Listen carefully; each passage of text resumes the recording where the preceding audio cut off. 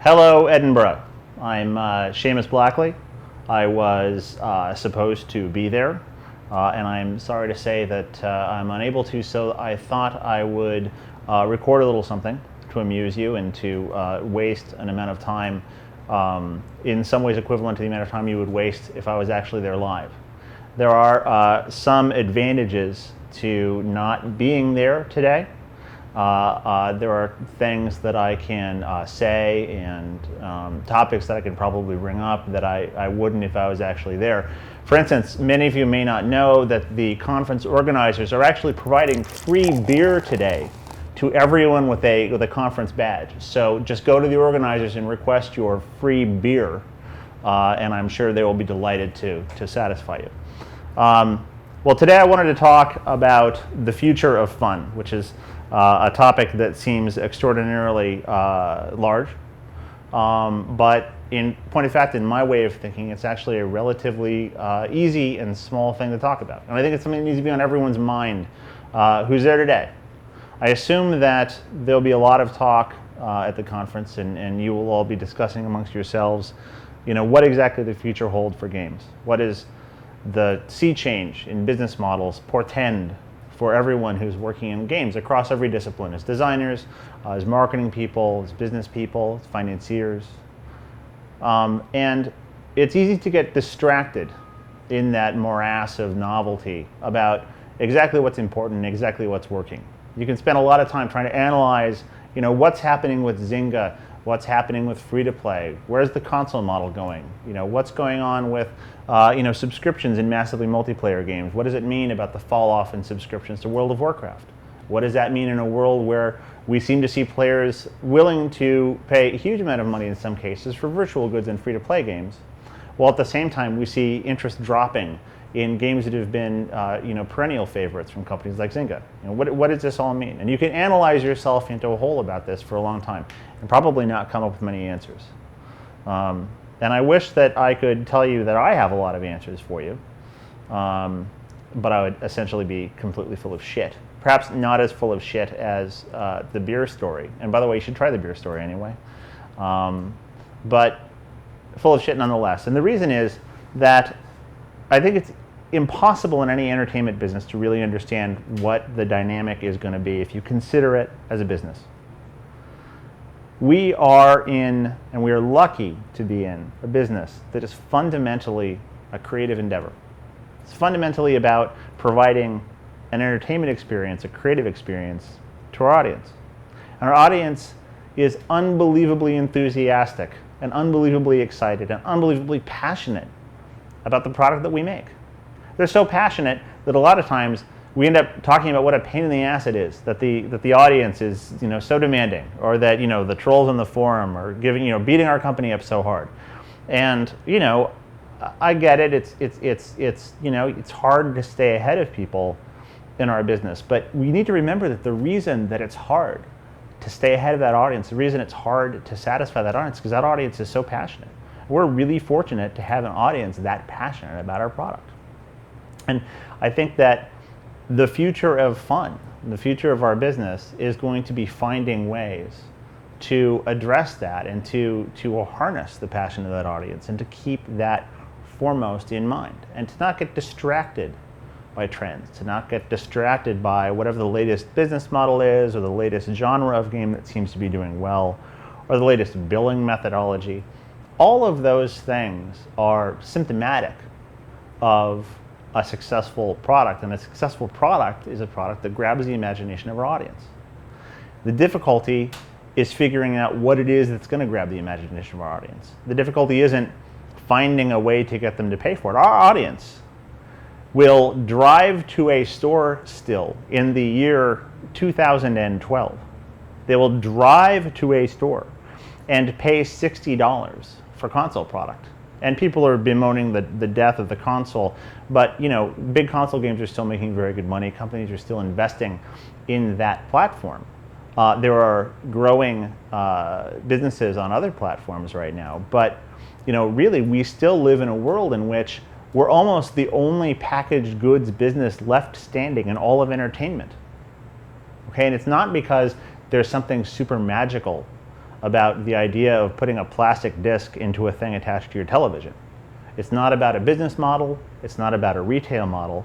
It's because we have an audience who is so unbelievably passionate about what it is that we do that they will endure barbaristic, ancient retail rituals in order to get that product, quite frankly.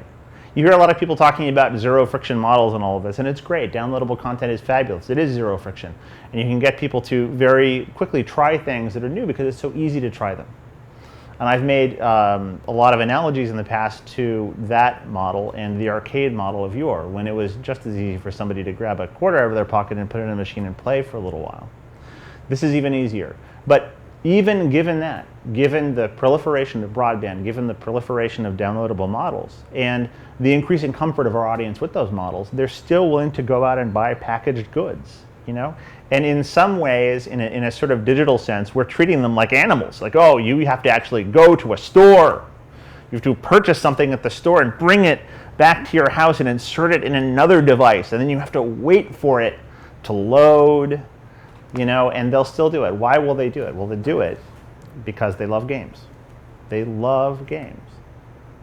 And I think that we don't spend enough time, certainly if you do, you know, a survey of conversations online and articles and people talking at conferences, we don't spend enough time talking about how much our audience loves games.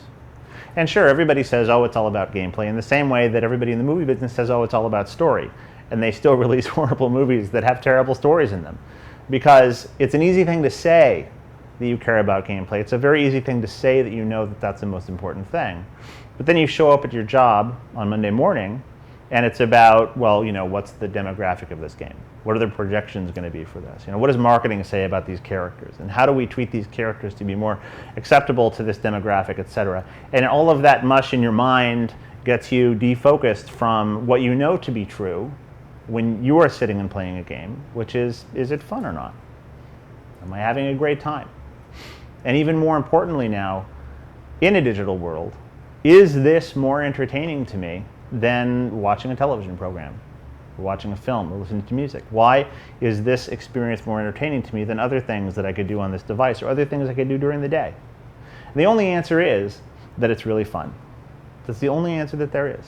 But again, it's very easy to be distracted by all of this junk flying around in the world, especially when we start to talk about these new models and the excitement of the fact that we are able to deliver content to the audience directly and have a direct business relationship with these fans, because we know they're passionate. We know they pay for what they love. So the idea that we can have, for the first time in history, a one-on-one relationship with our customer, you know, similar to the street performers in Edinburgh all over the place that everybody that I'm missing now, which I wish I wasn't.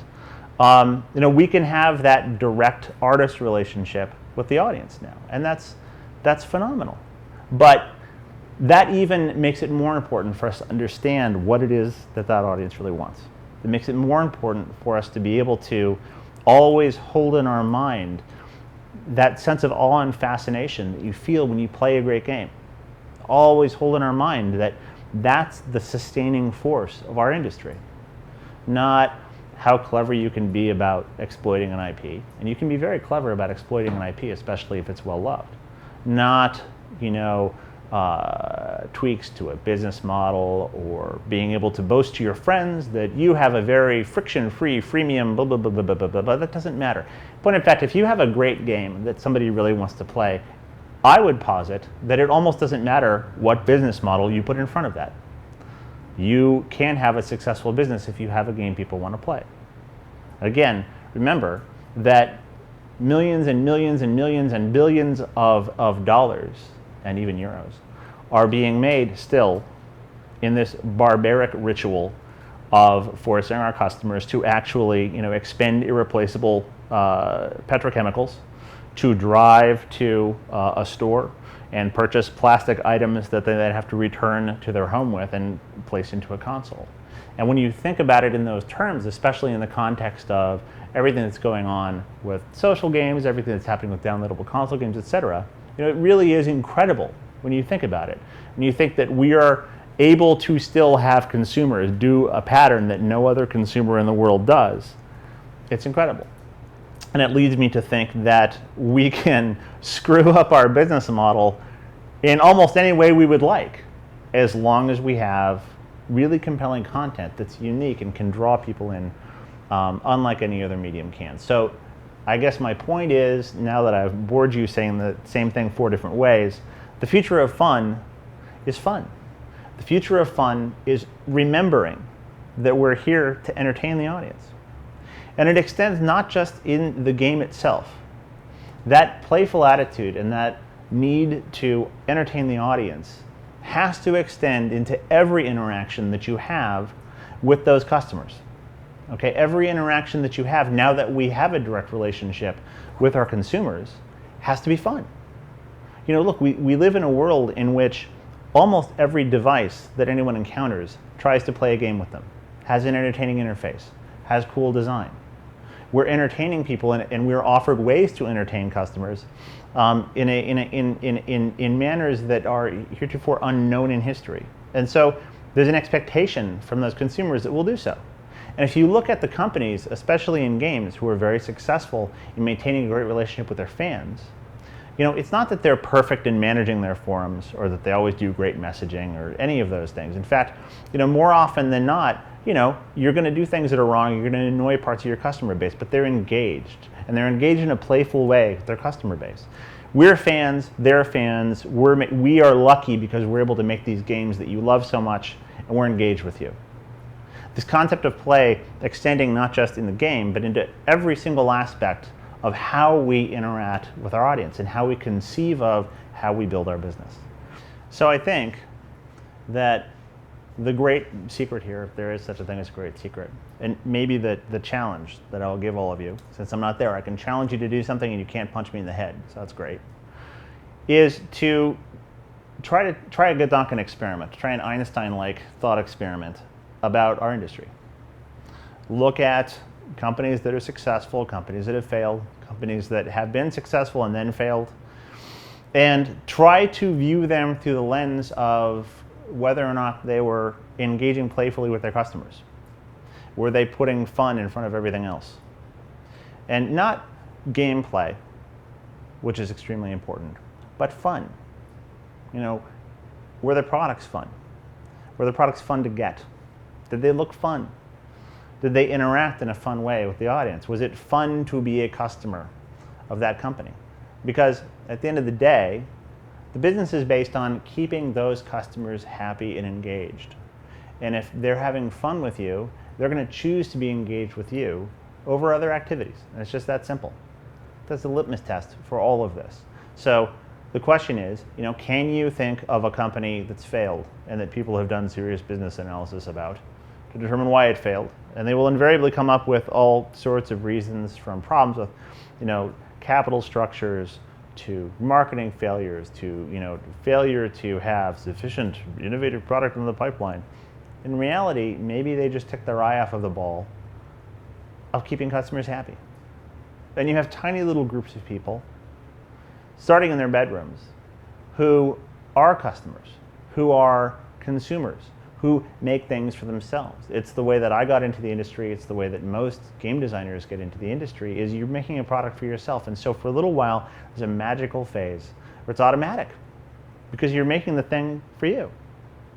And then you get older and you get more senior and you can forget that. But we are constantly seeing, and we're seeing an accelerating trend now, thanks to the digital platforms, of people who are able to do just that. People who are starting out as customers, who are releasing games that are beautiful, fun games, perfectly aimed toward the center of fun for the audience that's out there. And they're really successful, and they're really, really awesome. And we'll see if this generation of game designers can keep their eye on the target of fun better than we have.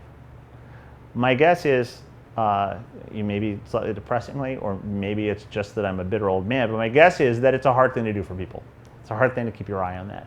You know, the loss of focus on the fundamentals is endemic to all sorts of human activity, from the Great Pyramids, you know, through to the space program. And it's a difficult thing to keep in mind. And that's why I'm here annoying you, trying to keep your mind on it. So thank you for listening to that portion of my talk. I'll take a couple of questions now. So if anybody has a question, you? Yeah, I do actually think that there is the free beer. I was joking a little bit about it, but I think it actually is a real perk of the show. So you should ask them about it. Over there.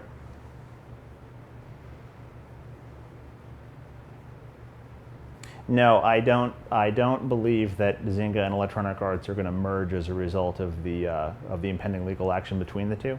But I do think that it's an interesting case study to take a look at, to see these two big companies fighting over what appears to be a hot core of fun. And I think in a lot of cases that we see where companies are angry at each other about ripping off each other's ideas, what you're really seeing there is an example of somebody identifying that there's a white-hot core of fun. Somebody's really entertaining the audience in a specific way, and other guys want to muscle in on that action by copying it. Okay, because intentionally or not, they know that they need to be there in the center of what's really, really entertaining the audience and get that fun. And if people feel insecure about their ability to actually innovate and create that themselves, well, the next easiest thing is to go, look and see what's working. And I think that, much like, dissecting an organism in order to understand how it works, these lawsuits and these conflicts between companies are an excellent way to actually look at this problem of what's fun and what the relationship between business and fun is. When you see companies willing to spend millions and millions of dollars on lawsuits to try to defend their unique access to that specific style of gameplay, I think it's indicative of just exactly how valuable that is. And if there's anything that I want to leave all of you with today, it really is emphasis through repetition in a biblical sense, apologies to the contrary notwithstanding. It is that the future of fun is fun. And the more that we think of our business in terms of that fun, the more we think of our business every single second as being entertaining those people who are paying us, the more successful we're going to be, and the more sense it's all going to make. Thank you very much. I deeply miss all of you. I certainly miss all of the free beers that I would have taken off the conference organizers, and I bid you well.